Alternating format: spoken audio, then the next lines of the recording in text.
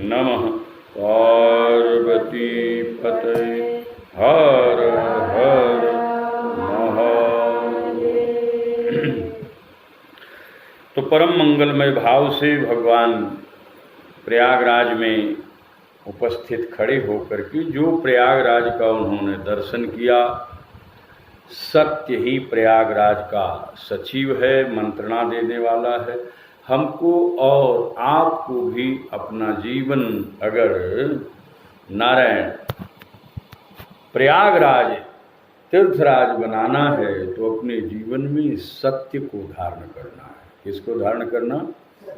सिर्फ आँख से जो हम देख रहे हैं वही सत्य है, कान से जो सुन रहे हैं वही सत्य है, ऐसा नहीं है।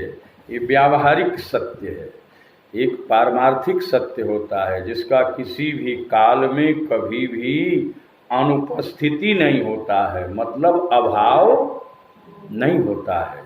वो सर्व काल में एक समान बना रहता है, लेकिन उस सत्य का अवलोकन हमारा सद्गुरु कराता है, दूसरा कोई विकल्प। हाँ, तो वहाँ राम ने जो दर्शन किया प्रयागराज में, वहाँ सत्य ही उसका सचिव है। हृदय में बनी हुई सत्य के प्रति जो श्रद्धा है वही उसकी महारानी अर्थात जीवन संगिनी है। अगर हमारे हृदय के अंदर भी शास्त्र के प्रति, सद्गुरु के प्रति और संत के प्रति, तीर्थों के प्रति, धर्म के प्रति श्रद्धा है तो वही हमारा जीवन का वास्तविक संगी है या संगिनी है, दोनों बात समझिए। आगे माधव सरिस मीत हितकारी। माधव, जैसे माधव भगवान का आपने तो दर्शन किया है प्रयागराज में। माधव अर्थात हमारे जीवन में कभी भी छोटी सी भी विपत्ति आती है तो हम भगवान को पुकारते हैं तो ठाकुर तुरंत दौड़ा हुआ चला आता है। हमारे पुकारने में देर होता है पर ठाकुर को आने में देर। लोग कहते हैं भगवान के घर में देर है, अंधेर नहीं। लेकिन हम यही कहना चाहेंगे कि भगवान के घर में न देर है और न ही देर भी नहीं। द्रौपदी ने पुकारने में देर लगाया, ठाकुर आने में देर। उन्होंने स्वयं कह दिया पाहि पाहि द्वारिका वासिन का, तो द्वारिका से घूम के आना पड़ा। अगर ये कह देती कि प्रभु यहीं प्रकट हो जाओ तो प्रेम से प्रभु प्रकटे जी में आदि तुरंत प्रकट हो जाए। तो भगवान के आने में ऐसा 4 पदार्थ भरा भंडारू प्रयागराज का दर्शन करते हुए भगवान राम ये अनुभव करते हैं, धर्म अर्थ काम और मोक्ष, यही 4 पदार्थ है। आपका जीवन भी 4 पदार्थों से परिपूर्ण हो जाएगा जब आपके जीवन में सत्य है, आपके जीवन में श्रद्धा है और आप माधव के ऊपर भरोसा रख रहे हैं तो आपके भी भंडार में चारों धर्म अर्थ काम और मोक्ष। इसके बाद राजा है तो उसका एक प्रदेश है, कुछ क्षेत्रफल है। जैसे योगी जी पूरे उत्तर प्रदेश के मालिक हैं, तो प्रयागराज का प्रदेश क्या है? तो कहा प्रयागराज का प्रदेश पुण्य प्रदेश है। कौन सा प्रदेश? हमारे जीवन के अंदर जब भी हम कोई छोटा बड़ा पुनीत कार्य करते हैं, वास्तव में वही धरती, वो पुण्य ही हमारे साथ जाता है। ये वाला धरती हमारे साथ जाता, ये पुण्य प्रदेश देशयति चारु क्षेत्र अगमगढ़। और जिसके पास पुण्य का प्रदेश है, पुण्य का क्षेत्र है, उसको कभी भी काम क्रोध लोभ मोह मद मात्सर्य आदि जो हमारे जीवन को बिगाड़ते हैं वो उसका पार पाते लगेगा कि इसके पास है, हमारे जैसा है, लेकिन हमारे में रहते हुए भी हमसे वो विलक्षण है, हमारे में रहते हुए भी हमसे वो, हाँ, सेन सकल तीर्थ बरबीरा। प्रयागराज है तो उसकी एक सेना, भाई राजा कोई है तो उसकी सेना है। अब प्रदेश में आप देख रहे हैं उसकी सेना, पुलिस है, पीएससी है, न जाने क्या क्या है ना, नाम अलग। तो प्रयागराज की सेना कौन? तो कहा सेन सकल तीर्थ बरबीरा। प्रयागराज जो तीर्थराज हैं उनकी सेना है, जो छोटे छोटे तीर्थ स्थल हैं वो उनकी सेना है। और ये सेना क्या करती है भाई?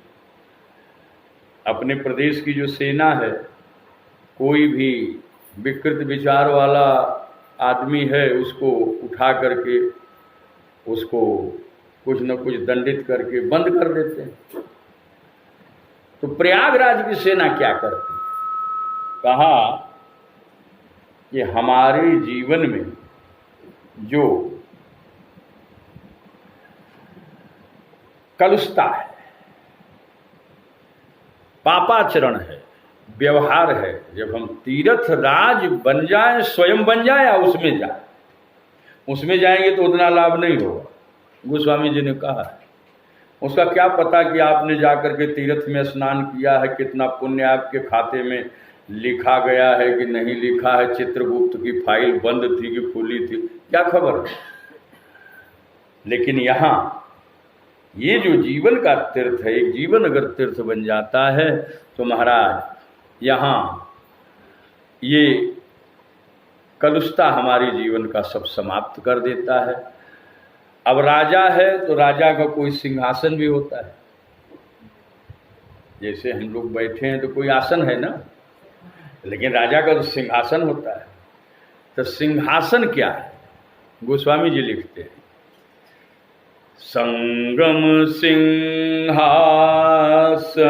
सूठिसो, हे संगम सिंहासन क्षत्रय क्षय बट संगम सिंह। संगम सिंहासन। अभी संगम क्या है? वहाँ तो संगम हम देख रहे हैं, एक तरफ से जमुना जी आ रही हैं, एक तरफ से गंगा जी आ रही हैं, जहाँ दोनों मिलती हैं उस स्थान का नाम संगम है। पर संत समाज को भी तीर्थराज कहा है, और जिसका दर्शन राम कर रहे हैं वहाँ कहा संगम, जहाँ जिस महापुरुष के अंदर कर्म की गंगा, कर्म की जमुना और भक्ति की गंगा और ज्ञान की सरस्वती तीनों का समावेश है। फिर सुने, कर्म की जमुना, प्रेम से बोलिए आनंद कंद भगवान। कोई आता है जाता है उसकी परवाह नहीं, कथा में ध्यान रहे तो जो आएगा अपने आप बैठ जाएगा, कहीं बैठ जाएगा। इसको थोड़ा ध्यान से, क्योंकि जब भी आप लोग थोड़ा सभी लोग इधर उधर डोल डाल करोगे, कथा एक को ही देख के कुछ लोगों को देख के चलता है। प्रेम से बोलिए आनंद कंद भगवान की। तो संगम यहाँ तीर्थराज प्रयाग का सिंहासन है। संत के अंदर, संत को भी तीर्थराज प्रयाग कहा जाता है। जिम जग जंगम तीर्थ, चलता फिरता प्रयागराज है। तो उसका सिंहासन क्या है? जो कर्मकांड, उपासना कांड और ज्ञान कांड तीनों को अपने जीवन में समाहित किया है, तीनों के ऊपर विराजमान है। उस महापुरुष से पूछो, कर्मकांड में भी मास्टर दिखाई देगा। उस महापुरुष से देखो उपासना क्या है, उसमें उपासना का भी परिसीमा होगा। और ज्ञान वो लगेगा कि हमारे जैसा उसका समझ है, लेकिन उसकी समझ बड़ी विलक्षण है। उसकी समझ बड़ी, उसका समझ अगर उसको अहंकार दे रहा है तो उसका समझ विलक्षणता को प्राप्त नहीं है। समझ अहंकार न दे। इसीलिए शास्त्र के जानने वालों ने एक बात बड़ी सुंदर कहा है, विद्या ददाति विनयम। विद्या जो विनम्रता प्रदान करे वही है। विनम्रता की जगह अगर भीतर अहम प्रकट कर रहा है तो इसका मतलब अभी विद्या वो पढ़ा। जिसका भी बेटा अहंकारी बन के डिग्री कॉलेज से आए ना, तो उसको पुनः उसी कॉलेज में भेज दो कि पहले वहां से विनम्रता सीख कर दिया।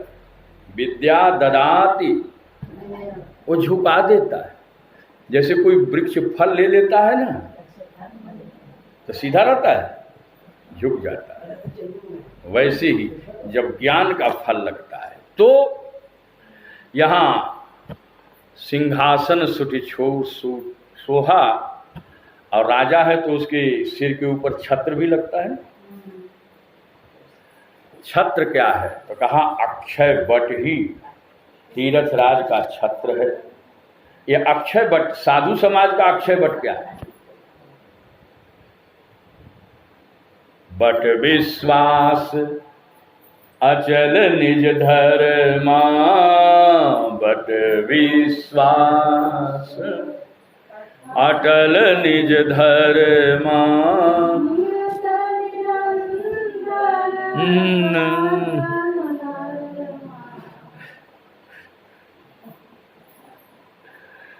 बट विश्वास अचल निज धर्मा, बट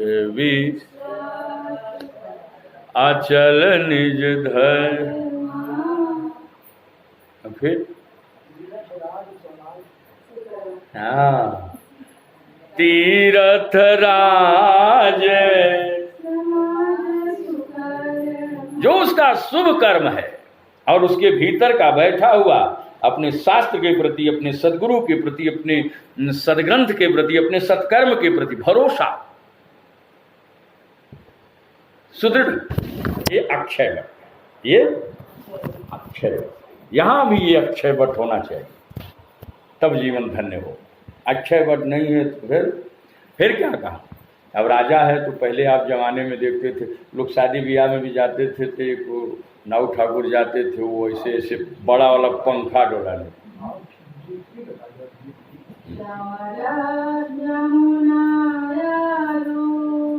गंगा तरंगा चमर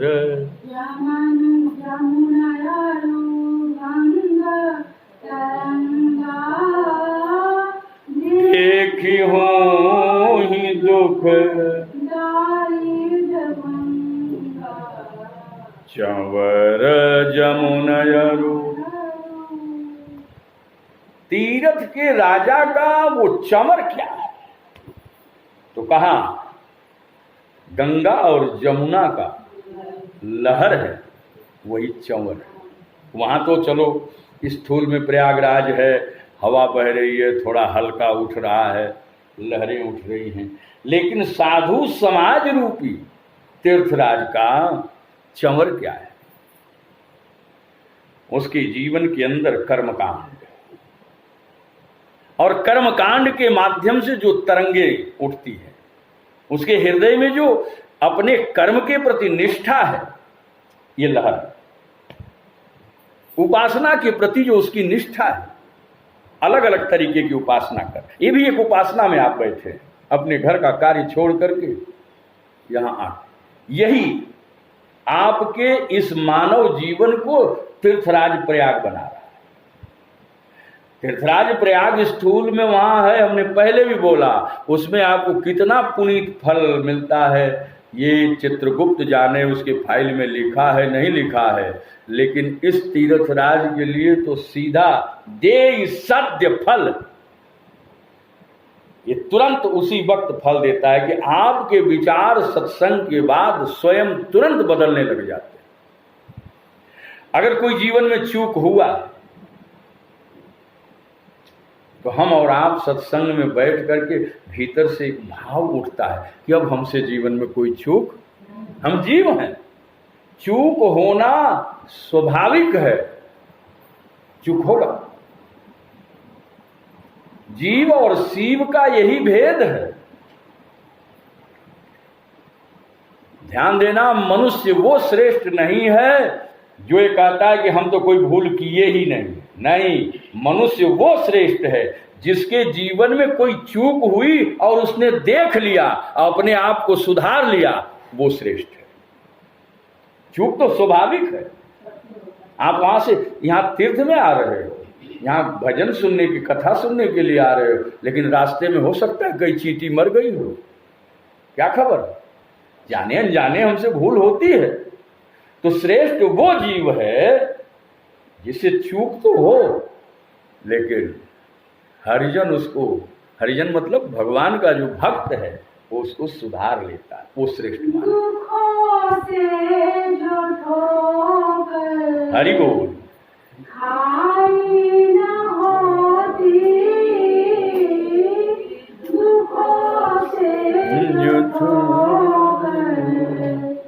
खाई न होती तुम्हारी प्रभु याद आई न होती, दुखों से जो ठोकर खाई न हो